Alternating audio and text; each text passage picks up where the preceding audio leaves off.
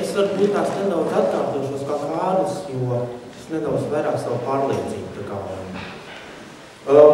Mana sākotnēja ideja šodienai bija brīnumainās burbuļu stundas. Bet es šodien aizmirsu flešu mājās, bet tāpatās man jau tā ideja jau bija pārveidojusies, tā krietni. Un, respektīvi tā, ka man patīk, ka cilvēki smaida un ir priecīgi. Bet mūsdienu sabiedrība nav tomēr tāda priecīga, atvērta vienam uz otru. Trolejbusā brauc un šitādi sēž. Viņi neredz, kas notiek apkārt. Es katrā no mums saskatu tādu brīnumu skaistu ziepju burbuli. Brīnumu skaistu patiešām. Bet tam ziepju burbulim ir viena tāda nianse. Viņš vienkārši uzspējas. Viņa nav.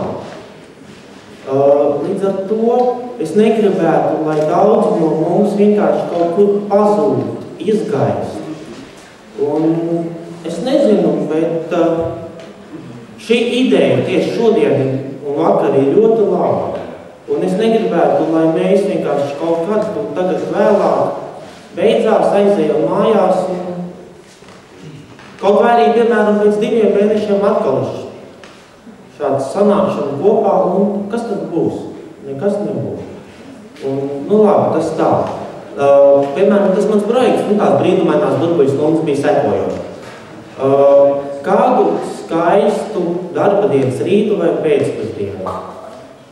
Rīgas centrā vienkārši pa gaisu lido daudz neskaitāmu skaistu ziepju burbuļu.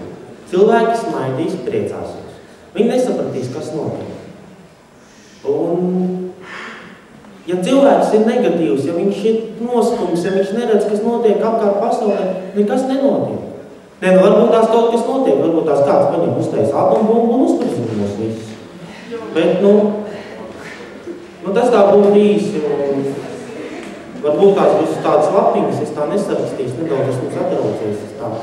Man no mikrofona baila parasti. Jā, paldies!